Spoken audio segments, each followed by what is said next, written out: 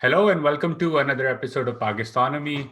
Typically, we talk about what's going on in Pakistan, looking at economic issues and opportunities in the country. But as we're nearing the end of the year, we figured that we touch upon what's going on in the broader region, which is the subcontinent. So, over the next couple of episodes, starting with today, we're going to be talking about India and then Bangladesh. And to talk about India and what's happened, which has been a pretty eventful year in India, is Aman Thakker. He is an adjunct fellow at the Center for Strategic and International Studies and author of the newsletter Indialogue, which is a must read, I would say, for anyone who's interested in learning more about what's going on in India, both politically, economically, and in terms of foreign policy. So, Aman, welcome to Pakistonomy.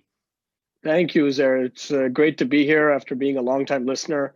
Just as you said, it's a must listen to for anyone who's interested in Pakistan. So it's great to be on the show. Thanks, and thanks for taking out the time. I want to jump in with what's been quite an eventful year in India. I mean, if you look back at the end of 2019 and even in the early parts of 2019, the economy was slowly slowing down. And then the pandemic hit, and there was a pretty strict lockdown, one of the toughest lockdowns anywhere in the world, definitely in the region. And so, how do you see the impact of the coronavirus pandemic and overall the stimulus packages that were announced on the Indian economy? Sure. I mean, this has been, like you said, a long time coming for India's economic woes. The slowdown, coming, as really you can trace it back to demonetization in 2016, the first big policy shock that hit India. From then on, it's just been limping ahead, nowhere near the 8, 9, 10% that people were expecting or talking about when you look back to Narendra Modi's first campaign, Achhe Din, minimum governance, maximum governance. We were really sort of, the expectation was, I think, for voters and for analysts that that would be the growth rate. But since 2016, it's been kind of limping along. And that's why I think in 2019, you saw the economy not really be a factor in the election. You had campaigns kind of more focused on nationalism, on Hindutva, on majoritarianism, and that's also been the policy focus. And so this has just been, I think, almost a year of near neglect of the economy, very, very slow pace of reforms. Um, in fact, one of my projects that I used to work on at CSIS is the India Reforms Tracker. And when you compare it to the first 2 years of Narendra Modi's term, in the first government, there were 6 reforms done in the first 2 years, or 6 reforms done in the first 2 years, 9 overall. And what you actually have now in the first year is just 1 reform complete. So it's just been a lack of focus on the economy. And then, as you said, the COVID-19 pandemic has just thrown a bigger wrench into India's woes here, where the lockdown has led to complete shutdown of economic activity, the mismanagement of the lockdown, especially with the issue of migrant workers who are left out, unable to return home, unable to find stay in the states that they work in, has led to a long-term structural issue, because now that they finally returned home, there's a lack of labor in the industrial and heavy manufacturing states like Karnataka, like Mumbai, like Gujarat. A lot of those laborers have returned to their homes in the Hindi heartland. And you've just seen India's ability to respond to the crisis minimized because of its poor fiscal situation. The GST collections have underperformed what the expectations were. This was the new goods and services tax, a nationwide value-added tax that India introduced, much lower than what India was actually able to collect in its old system, which was a patchwork of state-led VATs. And that's led to the government having a lot less ammunition to work with when it comes to fiscal response, fiscal stimulus. And so when they finally did announce their big round of stimulus, they said it was 10% of the economy, 10% of GDP. That's what they're going to spend. The breakdown closer to it actually resembled more like around 1.2, 1.5%, because the majority of this was liquidity measures. A lot of it was, not something that actually comes out of the fiscal stimulus, or was not actually out of India's budget. And that's, I think, going to affect India's recovery path. Now, obviously, you've had 1 quarter where things really swung back, and people are saying that that's a sign of of hope. But I really think that when you look at the structural issues, the lack of reform, the lack of attention paid to the economy over the last year, and the COVID-19 issue, and the fact that this is going to stick around for a long time, much longer than what we thought it was going to be, which is, maybe by the end of this year, it looks like cases are spiking again in Delhi and continuing to rise in India. We're not out of the woods yet, and I think our economic situation in India is going to be one of those stories that we continue to pay attention to, because things are going to get pretty dicey here. So, I mean, you touched upon a couple of interesting things that I want to dive a bit deeper into. The first is reforms. Obviously, not as big of a push as one would have expected. I'm guessing that one piece of reform you're referring to is the agricultural sector, where the farmers have been on the streets in Punjab, and that also has been sort of railroaded through parliament in a way, but it is a step in the right direction.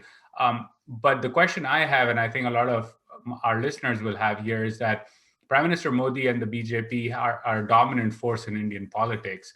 And when you have that much force, one would argue and assume that you have the political capital to spend in the way of reform. So from your perspective, what is the reason that something so important to India's future economic trajectory, not just economic, but geopolitical trajectory, has been ignored by a government that is a dominant force in Indian politics?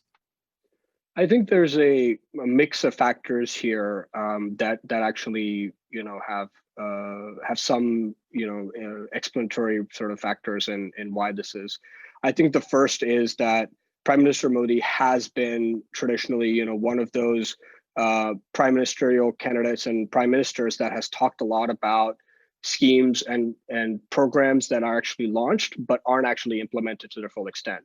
So you look at schemes like Make in India, Startup India, Digital India, great things to announce with big fanfare, a lot of attention paid to them. But really what has happened is you've seen the fruits of that not come to bear. So just to give you a statistic, I mean, despite the launch of Make in India, which is supposed to create this $5 trillion economy that we've been talking about, India lost 3.5 million manufacturing jobs between 2012 and 2018. So 2 years of the UP government, but a significant portion of the Modi government as well. India was actually shedding industrial manufacturing jobs. And so what you have is schemes being launched and announced that actually aren't making an impact on the ground. I think that's one. I think the second factor is also political compulsions. Like you said, the Prime Minister Modi and his Bharatiya Janata Party are big factors in India's political space now, the dominant party in politics, many would say. But you also see that economics have not been a key issue sometimes of how they've won their elections since 2014. Especially, I think, since 2019, you've seen a big shift towards majoritarianism, Hindutva. You can just look at their actions in Kashmir on citizenship amendment. That's where the focus now is. And there's an internal calculation, I think, within the BJP that that's where they think the votes are. That's where they think political victories lie. And that is coming at the cost, as you said, not just of India's economic and geopolitical aspirations, but as now, as we've been talking about India's illiberal turn, the effect that will have on its relationships, its ability to play a role in the free and open Indo-Pacific. If it's not free and open in Kashmir, if it's not free and open for Muslim refugees who want to come to India, it's certainly something that's been a factor. And that's I think another factor that you can see. And I think the third is that we forget that a lot of times the BJP, while it is dominated by Prime Minister Modi and Amit Shah, has a very deep division when it comes to economics within the BJP. You have your pro-industrialist, pro-reforms, people hailing from the capital, financial capital Mumbai and things like that, where they're actually comfortable talking to industrialists. They want India to be a member of the Davos crowd. They want India to have reforms. But you've really got a very strong vocal element of the BJP, and it's the familial head of it, the RSS and the Sangh Parivar, really protectionist, really insular, really does not want to see reforms being taken, wants to go back to sort of Swadeshi type economics, and that's something that whoever is the prime minister has to be able to manage those two factions. And I think that plays another role, is that when you are in elections in Bihar, when you are in elections in Uttar Pradesh, you do tend to change your messaging. And I think that's another factor, is that internal cleavage that people don't really talk about. We see the BJP as a monolith that may be a center-right party, but it's got some really protectionist, anti-reform elements to it, that can really swing the party around when it comes to economic reform. So I think those three factors really have a lot to do with why you don't see the BJP moving forward on reforms. So we've seen these programs, right? Make in India, Startup India, and yes, the impact or the follow-up on that has been mediocre at best, if one is being gracious about it. But I wanted to get your take on why that's the case. Is this the chronic issue with sort of the subcontinental bureaucratic structure, the post-colonial state, where no matter who is at the top, like getting things done through the bureaucracy is a pain, even in the best of times? And then the follow-up to that is there's a new initiative that the Prime Minister has talked about in this COVID environment, which is Atmanirbhar Bharat, the Self-Reliant India. And do you see that, the follow-through coming for that, number one, but number two, related to your second and third points, is that at risk of being hijacked by these Swadeshi elements within the BJP, which may actually go against what the Prime Minister has been talking about, where self-reliant India is more about making things for the world and using India's own innovation manufacturing base for that, versus a Swadeshi ideal or a Swadeshi interpretation of Atmanirbhar Bharat is very different than that. So how do you see all of this playing out, given that this is yet another scheme that, or not a scheme, another push that is being made by the Prime Minister, given the impact of COVID? No, absolutely. And I think, let me take the second part of your question first, which is on Atmanirbhar Bharat, and then we can, move to the first part of your question. But I mean, it's really interesting on Atmanirbhar Bharat to see, like you said, the rhetoric shift between the Minister of Commerce, Piyush Goyal, and then the Minister for External Affairs, S. Shankar, really talk about, like you said, make for the world. We're going to be integrated. We're going to be a part of global value supply chains. So the rhetoric is there, but I think, as any policy analyst looks, you actually look at what the government is doing. And on that front, it's very clear, I think, to me, that the trend lines are that Atmanirbhar Bharat is going to be much more self-reliant, insular, and protectionist step forward. And let me just outline a couple of ways that you see that. Starting with the budget that was introduced in 2018, India started reversing its traditional economic policies towards tariffs, increasing tariffs across product lines for the first time, starting with the 2018 budget. So in that budget, you had the then Finance Minister Arun Jaitley talk about in his budget speech that, I am changing the course. We're doing something that we haven't done for nearly 20 years since 1991. We are going to be increasing tariffs and doing it across 50 product lines. That was followed up in September 2018 with another 20 product lines. Since then, you've just seen protectionist step after protectionist step happen, be it price controls, be it the inability to seal a phase one trade deal with the United States, be it the withdrawal from the Regional Comprehensive Economic Partnership, and now, increasing steps with Atmanirbhar Bharat, who can limitations on which countries and where sources can come from, where goods can be sourced from when it comes to government procurement. E-commerce, foreign entities aren't able to compete effectively. There's a lot of hurdles and roadblocks to foreign e-commerce companies that want to enter the Indian market. They have data localization issues. They have the ability that they can't work with end rounds like they had, where they used to buy out Indian companies and subsidiaries and host their products on their marketplace. That was deemed improper and not something that companies were allowed to do. So India's throwing up a lot of these roadblocks along the way, continuing to be anti-trade, continuing to be protectionist. And I think if you put all of that together and then you put it against the rhetoric that says, oh, we're going to be a part of global value supply chains, or we're going to be making in India for the world, there is that mismatch. You're telling something to the world that you're not really doing in your policies. And until you rectify that balance, it's going to be very hard, I think, for people to take that rhetoric seriously. As much as, I want to believe that, Minister Jaishankar and Minister Goyal are saying the right things and, are speaking to an audience that may want to invest in India. These people are going to look at what's actually happening on the ground and recognize that, boy, are there a lot of hurdles for me to do business in India. And that, I think, becomes a big part of, where Atmanirbhar Bharat is going to go in the future.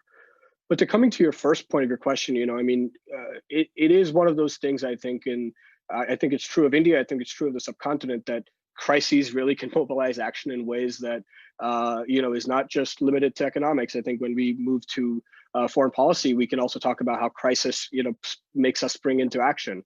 And so what you've really seen is that we all talk about 1991, we all talk about the incredible steps that India took to open its economy up in the face of crisis at that point. But the reality is that India shouldn't be waiting for its next crisis before it starts to take the next steps forward. There is a lot of bureaucratic inertia. There is a lot of political compulsions that prevent you from doing reforms. But that's the difference between leadership and statesmen. If you want to be a statesman, you want to define India for the next century and unleash its sustainable jobs, growth, economic well-being for the demographic dividend, as we call it. You have to take those hard steps, which is reforming India's economy and taking those painful but necessary steps.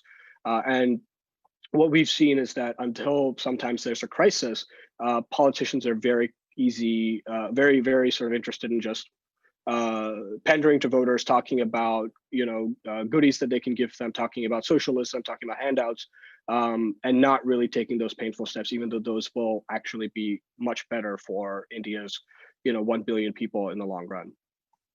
Yeah, I think the part about crisis is super important, right? Because we've talked about this, I think, whenever a few months ago or years ago when we were working together, that India has had this non-performing asset issue, Yes. loan issue, and that has not been cleared. And now you have a crisis where you need to stimulate the economy. It would have been great to have reformed the banking system before a crisis hit to make sure that you can stimulate the economy effectively, which brings me to the point around the stimulus and wanted to hear your thoughts on the fact that we've had the finance minister make 3 large announcements over the last few months in terms of stimulating the economy. The first sort of couple of rounds were, I personally thought, were made with an eye on the credit rating agencies and signaling that we're going to be prudent and not spend too much. It actually did not have the intended consequence because the rating agencies came out and said your stimulus does not go far enough, therefore we're downgrading you. And then the knock-on effect has been on GST and other economic indicators. Do you think they missed the boat in terms of looking at the crisis as something unique and developing a new blueprint and playbook versus looking at the traditional economic responses, saying the government should be constrained in its response, let's be prudent fiscally, let's not borrow too much? And to me, as an outsider, I was like, India has the capacity to borrow both internationally and domestically to really go all in and stimulate the economy. And I think they did not do that. And now we've had a quarter of growth where the economy has contracted by over 20%. How did you assess this fiscal stimulus 3-step cycle that has come out in India? I think very similar to you. I wrote in my newsletter, I think when the second round of stimulus came out, the principal economic advisor to the government, Sanjeev Sanyal, was doing a lot of media and a lot of press and said that, oh, we want to save our bullets we want to make sure that we have ammunition for when we actually need to rebuild, when we need to have another round of stimulus. We don't want to use up all of our ammunition now. And I made the cheeky joke, I think, in my newsletter that you can save your ammunition, but if you're going to get shot, it doesn't really matter if you have other ammunition left. I mean, you have to make sure that you take care of what you need to in that first round of ammunition. And they didn't do that. I think, as you said, there was a lot that they could have done that they didn't do because they were taking an overly cautious approach. As you said, I think there was a miscalculation there about the audience that they were looking to. And I think there's another factor there, which is this is a government that is very, very diverse again in terms of its economic policy making. You've got very, very strong personalities that are pushing the government in various different directions. You've had the chief economic advisor, K. Subramaniam, or you've got the principal economic advisor going out and saying, we're going to do structural reforms. You read every single economic survey and says the time for structural reforms is now. You should do it. We're calling for it. I think Arvind Subramaniam wrote many economic surveys that tell you where the economists are thinking, and then you have the political class that just doesn't take the action on it. And so I think there is going to be some impact on that front, because when you don't take the necessary steps that you need to, and you haven't done it for a long time, as you said, if you had the GST rolled out in a systematic way. We can go back to GST and talk about how it's rushed forward. We made it. In my opinion, I think there was an electoral calculation to get it implemented by 2017, so that the painful effects of GST are gone by the time 2019 comes around, when the general election happened. I think that was a very political calculation by Narendra Modi, but that has the impact of, you've rushed a nationwide tax through at a time when you should be taking it very deliberately, setting it up in such a way that it's going to be a long-lasting reform. And now, 2-3 years later, you've got a discussion now about states saying, let's just walk away from the GST. We have the old system that works. So you had, this is where the lack of focus on economics, confusing economic priorities with political priorities, has a big impact on India's ability to actually, create sustainable growth. And I think you saw that in this crisis as well, where there was a missed opportunity to move India towards a path for sustainable growth and sustainable job creation. And you really didn't see that. And you saw instead a lot of concern about, as you said, ratings agencies, about politics, about how it's going to actually be, interpreted, and how people are, outside entities, inside entities, are going to view this. There was a less focus on just, let's get the job done, let's get India reformed, let's take this crisis as an opportunity. That, I think that both got missed. And I think there's going to be a lot of talk about how India is going to look at this period in the future, once we're far away from this crisis, how India behaved and what decisions were made. I think there's going to be a lot of commentary on what happened during this time. So the economy hasn't done terribly well. Even before coronavirus, youth unemployment was at decades high. And there was a lot of issues and a lot of criticism about the way the economy was being managed. We've talked about this at length just now. One would argue that that ends up resulting in a price that the government or the ruling party has to pay in electoral politics. But that also has not happened in India. And I'm curious to hear your thoughts on why that's the case. We just had the Bihar election where the BJP won, despite all odds or pronouncements being made early on. Some have said that this was essentially the prime minister and his own charismatic leadership pulling the party through. Wanted to get your sense around what you think are the reasons for why the BJP continues to dominate Indian politics, despite bread and butter issues not being managed really well. And I think that's an important thing to talk about, especially given a lot of the audience for this podcast is in Pakistan, where you have a lack of nuance in terms of understanding what the BJP phenomenon is like within India. It's a diverse space. It has different perspectives on issues. So I was just curious to hear your thoughts around what makes the BJP such a force to be reckoned with in the Indian political system. There's, again, a couple of factors here that I think are seriously at play. I think one is the BJP's incredible organization. I think there's been a number of books that have come out about this that really detail the way in which the BJP has organized itself, be it over social media and over WhatsApp, with really sort of engaged volunteers and people that are sympathetic to the party. You see it at at every sort of polling place and every sort of polling location. They have 2, 3, 4 volunteers that are in charge of that work within the party. You've got a very structured state level sort of Pradesh committees and state level parties. You've got some incredible state leaders. I think that's, again, a nuanced space where you have state leaders in places where they have done well. You have Madhya Pradesh, you have Shivraj Singh Chauhan, you have Devendra Fadnavis in Maharashtra, you have leaders come up in Karnataka. You have so you have a much stronger bench of state leaders, I think, when you compare it to the main other opposition party, which is the Congress. So I think there's that level of organization which the BJP has. I think the second thing is, and I think this is still a puzzle, I don't think anyone has an answer to it, but there is a Teflon-like characteristic to Prime Minister Modi, where people do not hold him accountable for failures of bread and butter issues. He is still incredibly popular within India.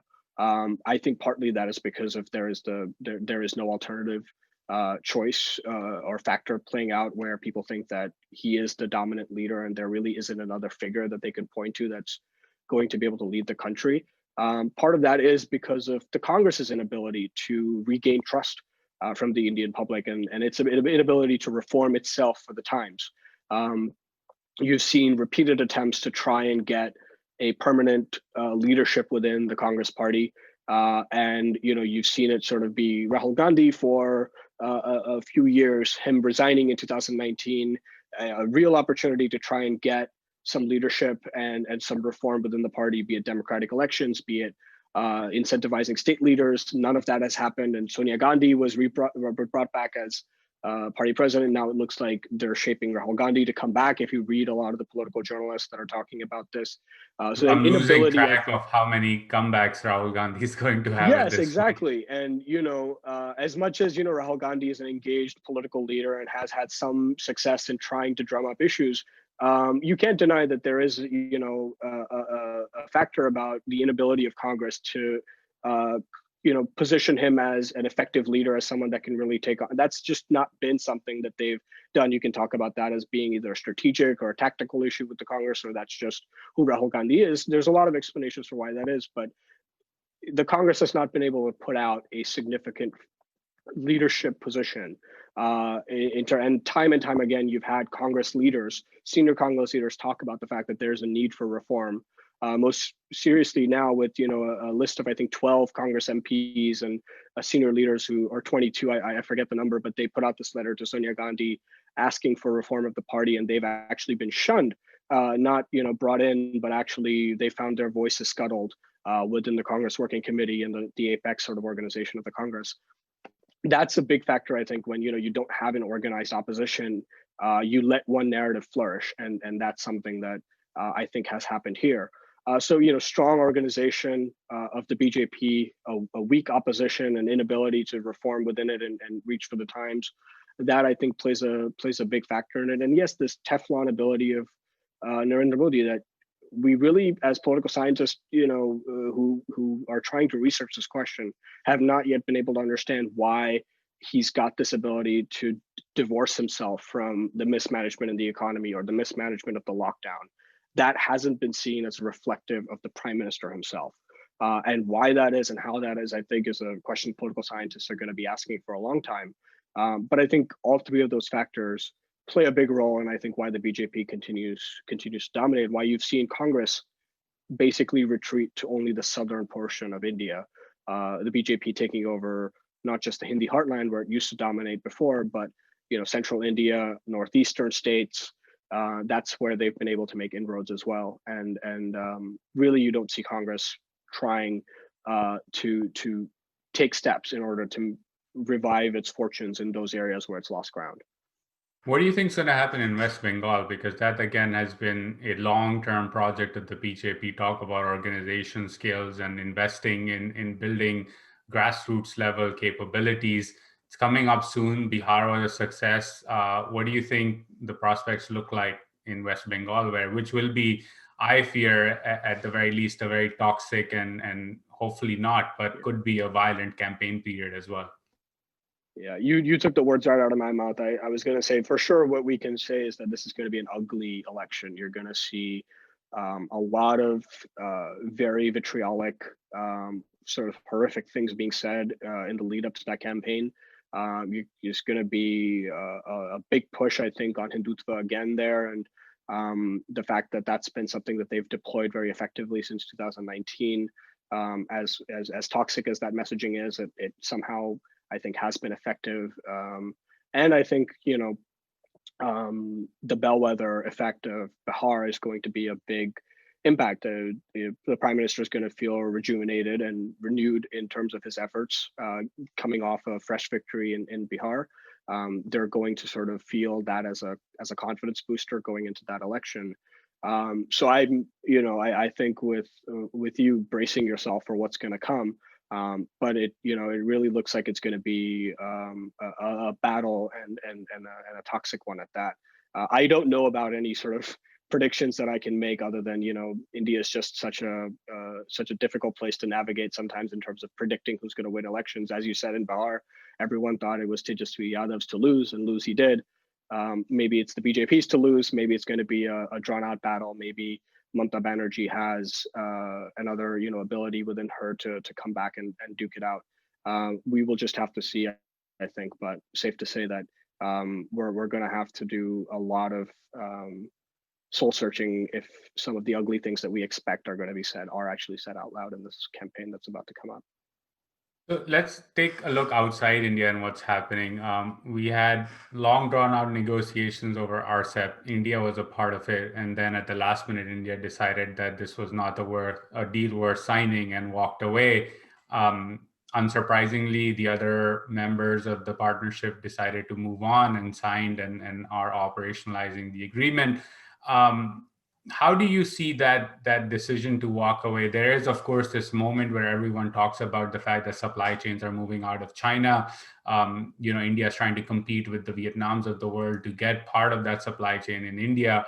And RCEP should have been arguably a means through which to get those supply chains in India, but that has not happened. And you touched upon the fact that there is this Swadeshi ideal within the party that sort of is cautious about integrating with the rest of the world. So given this moment, given the fact that, and we can use this opportunity to talk about US-India relations as well, but the fact that US and India are continuing their long embrace and are expected to continue that moving forward, how does all of this play out in the fact that India is still not keen on resolving some of the trade issues that it has with the rest of the world, which ideally it should, given that it wants to play a bigger role in the international order? No, certainly it was something that, a big decision like that is going to be, I think, heavily scrutinized for years to come. But I think there's a lot to unpack when it comes to RCEP. I think personally, as someone who was a free trader and sees the importance and the benefits of free trade, that was a decision that you can see the negative impacts of what that means very directly. But I think it's hard increasingly to separate trade deals at this time when there's this blowback or pushback to globalization with domestic considerations as well as geopolitics. And I think both of those played a big factor here that need to be unpacked. Domestic considerations, again, there was a massive campaign by the Swadeshi Jagran Manch, this member of the Sangh Parivar, the labor movement of the RSS, that it technically finds itself within the same family as the BJP, vehemently getting to the streets against RCEP. And you have at the same time trade ministers from the BJP government going to RCEP negotiations for multiple years, in the first Modi administration. So that's something that has to be reconciled. And there was that legitimate fear of how Indian businesses are going to be pushed out of industries where they've actually been able to at least cater to their own Indian clients. What that means for these 12 countries or 15 countries and their ability to engage and do business within India. But I think secondly, and most importantly, the souring of relations with China, India-China relations, really taking a nosedive in 2020, I think has also been something that people have pointed to as a good reason for why India pulled out of RCEP in 2019. Realistically, it's the talking point has been said. India already has a free trade agreement with ASEAN, as as watered down sometimes as that may be, as it's being reviewed right now. You can talk about again protectionism there, the fact that they're reviewing their India-ASEAN free trade agreement. India also has free trade agreements with Japan and South Korea. So the only new additions were going to be Australia, New Zealand, and China. And China being the big factor here.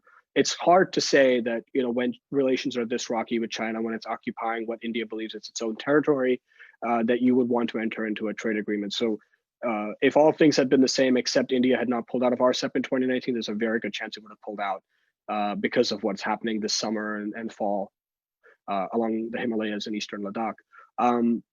But the bigger picture really is that in India, like you said, that wants to be part of global supply chains, that wants to compete with China in terms of building up a strong manufacturing base, is not going to be able to do that as effectively being out of the two biggest trading blocks in Asia, be that the CPTPP, the comprehensive, the follow-up to the Trans-Pacific Partnership, Comprehensive and Progressive Trade-Pacific Partnership, or the RCEP. India finds itself outside of both, and it's really hard to see how it can make those inroads into global supply chains, convince businesses that it's a place that it can be integrated into global supply chains when it's not part of those two mega regional free trade agreements, because it makes things a lot smoother when you're within those entities. I think the second thing is that India, one, significant concessions during its negotiations in RCEP, 20-year sunset periods on select products and imports, long sort of exceptions that India had. That it was going to, is India going to be able to win those concessions back in the future? If it decides that RCEP is in its future, the countries have said that the door is open to India, and Japan may even go to bat for India and say that we should honor those exemptions. But it is something that India has to take forward and think about. And I think finally is the open question that I have in my mind is that, okay, you don't want to be a part of RCEP. You really haven't opened up your trade barriers and lowered them. In fact, you're raising your trade barriers. You're reviewing your trade agreements. You're increasing tariffs on 50, 70 product lines between 2018 and 2019. What then is your strategy for economic engagement with the Indo-Pacific, as we call it? We have a very strong defense and strategic component to it, be it with the Quad, the trilaterals with the United States and Japan, or with Australia, Indonesia. You've got these web of trilaterals and quadrilaterals. You've got SAGAR, security and growth for all in the region, India's big doctrine for the Indo-Pacific. You're engaging with the multilateral organizations there, be it IORA or other entities there. But what is the economic component of that? If you're not going to be a part of RCEP, then there has to be something else. We got an insight into it, which is when the External Affairs Minister, S. Jaishankar, said something about India's been battered by these trade agreements. We've actually been deindustrialized because of these trade agreements. If that's the answer, that we're not going to be part of these trade agreements, and in fact, we're going to say that they're actually the cause for deindustrialization in India, that really tells you, I think, how misdiagnosed the problem is within India. That it's not about internal reforms, and it's not about the way that we should be thinking about taking the painful but necessary land reforms, cleaning up the credit, the credit sort of industry, and cleaning up the NPAs, allowing more credit into India. You're misdiagnosing the problem, and that means that one of the big pillars that you need to have if you're looking at geopolitics and geoeconomics within Asia is that India is not playing the game of economics and economic integration within Asia, and that's a big issue. And I think that if India doesn't actually have an answer for how it's going to economically integrate with Asia, the rest of the countries, like you said, are moving forward with it, with or without India, and that means that the onus is on India to figure out how it's going to be an economic player within India. And so far, I don't see any answers short of just poo-pooing trade agreements. So, yeah, I think the foreign minister's comments were surprising to say the least. I fully agree with you that it gave us an insight into the fact about how poorly, if these remarks should be taken, they should be taken seriously, how poorly he has diagnosed the issue at heart, which is that the reason why India is deindustrializing or unable to compete with the rest of the world on some of these goods is not because, yes, some part of it is true that there are subsidies at play and some sort of dumping going on, particularly with China, but the large part of it is India's own failure to reform and manufacture and improve its manufacturing base. And if that is the mindset, then I think that's going to be a big challenge for India, again, to at least match the rhetoric of self-reliant India and Atmanirbhar Bharat. And I think a domestic insular focus is actually bad for India and its own ambitions when it comes to the international order. Let's talk about, before we conclude, the transition here in the United States. Of course, President-elect Biden has started to talk about his national security team. There is quite a lot of evidence from past remarks of these individuals that US-India relations will continue to move forward. And in fact, even in the Trump era, they continue to move forward and actually were one of the few areas where there was stability and continuity from previous administrations. So how do you see getting into 2021 and beyond under a Biden administration? Where do US-India relations go from here? That's one of those areas where you actually are happy about India's foreign relations, and one of those things that you see as being a strength that India has, which is its ability to be a bipartisan issue that we will, no matter which political parties in power, both within India now, I think it's a bipartisan issue, be it the Congress or the BJP, and within the United States, that relations with the United States, strengthening those and moving those forward and creating progress on that is going to be. So you're saying that the days of suitcases of cash in the nuclear deal was being debated in Parliament are past us?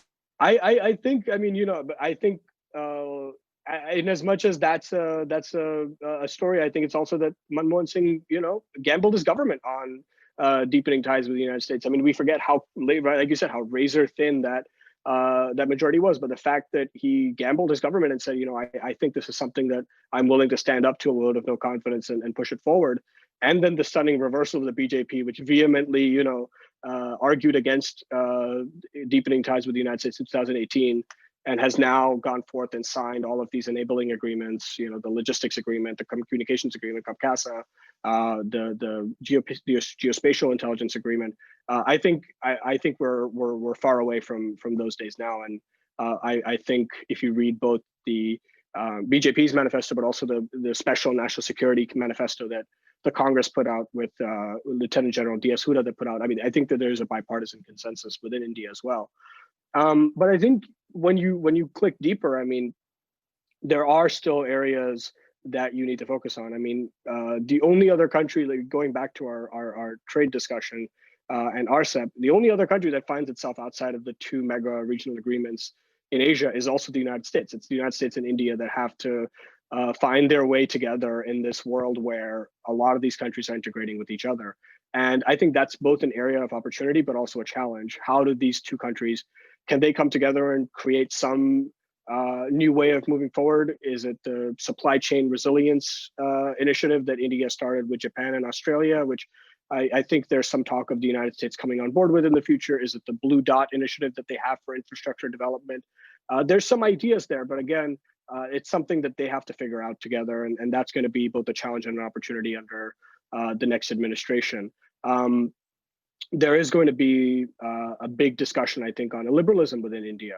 And for better or for worse, that's going to be, part of the discussion. India has to come to terms with that. You can't, you can't have a friendship on your own terms. Your friends are going to tell you good friends do and should tell you when you're doing something wrong. And that's part of the agreement, I think, and they should, see that as a signal of what it would mean when other countries, if the United States, its close friend, is worried about India's illiberal turn in Kashmir with CAA, with its plans for an NPR, National Population Register, or National Registry of Citizens, it should tell you what countries that are on the fence about India are thinking as well. So I think India would be wise to heed that, but that's obviously going to be something that they come through.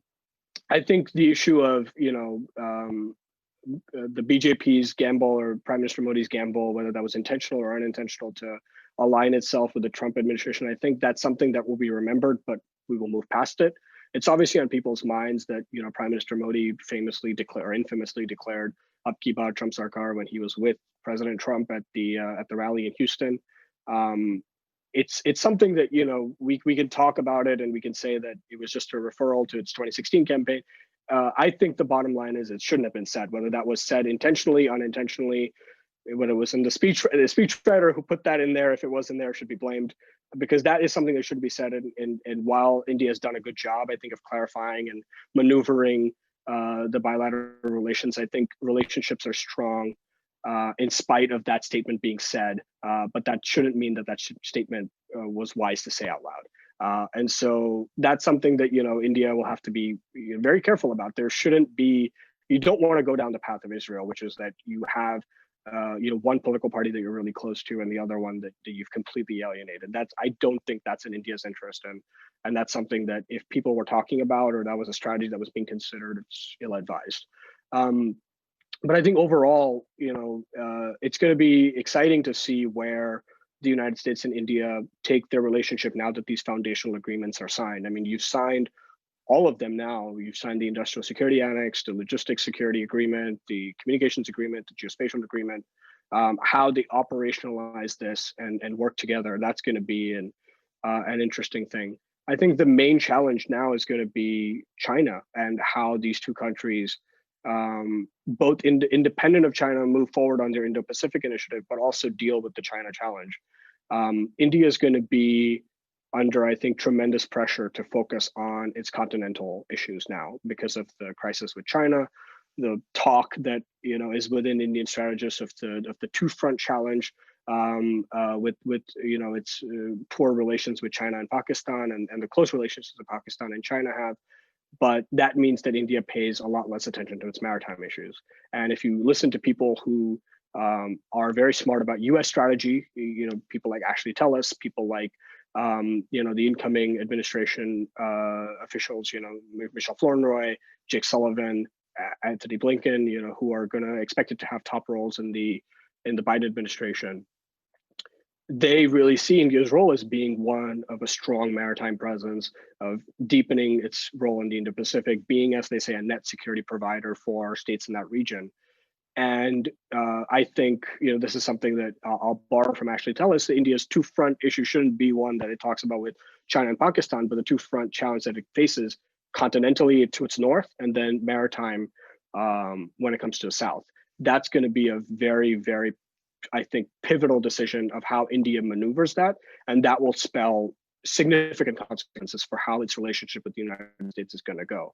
And going back to, I think, the original topic of our conversation, the first question that you asked, economic growth, economic development of India is going to be a huge factor in how India is able or unable to deal with that challenge. If it has the growth, if it has, if it takes the steps to reform and is able to grow, it can create the resources to deal with both. It can create the resources to have a strong navy, a significant presence in the north. It can be a strong partner. And can provide that net security role if it wants to do that, and if the United States expects that role of India. If it doesn't, it's going to have to make some choices, and that choices will affect its partnerships in the Indo-Pacific. If it doubles down on continental issues because that's where the crisis is and neglects the maritime, there's already talk of India abandoning its aircraft carrier goals and moving towards, there was a comment by the Chief of Defense Staff were saying the aircraft carriers are too resource intensive and we should not move forward with the additional aircraft carrier. If those are the kinds of choices that India will make because of its resource constraints, that has knock-on implications to its relationships with its key partners.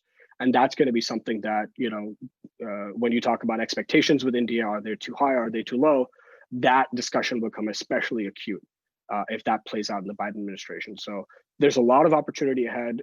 There's sort of an open playing field after these foundational agreements are signed, but there's some dark clouds there too. You have to manage the economic component. We'll see if phase one trade deal is signed, which has been pending since the last 3 or 4 years of the Trump administration, but also this major issue of how India strategically orients itself continentally or maritime.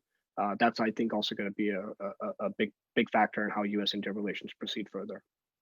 Yeah, I want to echo your point around the economy as well. I think it's in a weird way, as you were explaining that, I was also thinking about what is going on in the India-Pakistan context is going on in the China-India context, which is that you have a larger power that is racing ahead of you economically.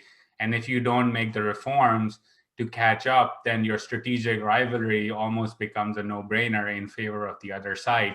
And I think Pakistan is experiencing that with India, given that it has lagged for the better part of the 21st century. And India has experienced that for the better part of the 21st century as well against China. And I think the important it has an impact on US-India relations as well, because if you are going to have closer strategic ties with the United States as India, then there will be an expectation of also buying American defense weaponry and defense equipment. And that is expensive kit. And I think if your economy is not doing that well, then it becomes very, very hard to justify the premium price that American defense goods command in the international market, right? So there is a sort of an impact there on the relationship as well. If India is unable to procure the goods that the United States expects it to procure as part of that strategic relationship. And I think I forgot to mention one potential spoiler, which is going to come into acute focus on something in a piece that I'm writing right now, which is CATSA and India's acquisition of Russian defense equipment, right? You see a choice there, both in terms of cost, but in terms of utility, where India felt that the S-400 was more effective than the Patriot missiles that the US was offering. But you're going to see the impact of that, whether a Biden administration, how it's going to maneuver sanctions, how the split Congress is going to be able to negotiate. There's some discussion that the waiver authority granted to the president is not wide enough for India to come through. Maybe there has to be a congressional effort that needs to happen from India's perspective. It's going to be interesting to see that. But you're absolutely right. India has significant needs. The renewed MMRCA tender for medium multi-role aircraft, that tender, which was supposed to be 126 aircraft, is now, there's a new request for information or a new RFI out. Boeing and Lockheed Martin with their F-16, FA-18s are key contenders in that. There's naval purchase of Navy aircraft that Boeing is really key on there, and tons of other things. And again, you've seen that in crisis, India is spending the money. It's buying equipment. It's bought 30,000 cold weather equipment from the United States because of the crisis with China. It's gone to Russia and made sure that it's going to get steady supplies of its weaponry. It's made emergency purchases during this time to address. But again, the resource constraints become really hard. How much longer can you have an Air Force that is significantly under the squadron strength sanctioned as what you need? How long are you going to go when 70% of your equipment, according to our latest parliamentary report placed in the standing committee for defense, which says that 70% of India's equipment is in the obsolete category? Resource constraints make those conversations a lot more difficult when you want to look to upgrade it, the kinds of things that are available to you, the kinds of vendors that you want to move forward, the higher quality goods that you want to see for a standing force like India with its ambitions. It really becomes such a constraint when you're not able to generate that economic growth, and that translates to your inability to go out and get everything that you need to secure your interests. You have to make painful choices, and those painful choices have further knock-on effects in your ability to strengthen your partnerships with countries that expect a lot from you. The United States has expectations of India. If India wants to be a net security provider for countries in the Indo-Pacific or in the Indian Ocean region, those countries will have expectations of India. And when you don't match those expectations because you've not been able to prioritize development and growth in favor of Hindutva and majoritarianism, or just launching programs that actually aren't implemented at the ground level, like Make in India or Digital India or Startup India, it has an impact on your foreign relations. And so India is at a very critical deciding point, and where it decides to go, those in government, what decisions they make will affect its trajectory, I think, in the 21st century, whether it becomes that the global player that it wants to be, or whether it sort of becomes a story of unmet expectations. Aman, this has been a wonderful, fantastic conversation. Thank you so much for taking out the time. I know it's Thanksgiving week, so doubly appreciate you taking out the time. Have a great rest of the holiday week. And again, thank you for joining us. No, thank you, Uzair. And on a personal note, working with you back in 2016, seeing you, be a prolific commentator on issues of Pakistan has inspired me to begin my own writing journey soon after that. I think we talked about it, and as I picked your brain about it. So it's really great to join you on this incredible venture that you started with Pakistanomy, and of course, always happy to be here to listen in, to join in, and now to be a part of the conversation. So thank you for extending the invitation, and I look forward to keeping in touch with Pakistanomy, with you, and hope that there's a long tail to this show. Thank you.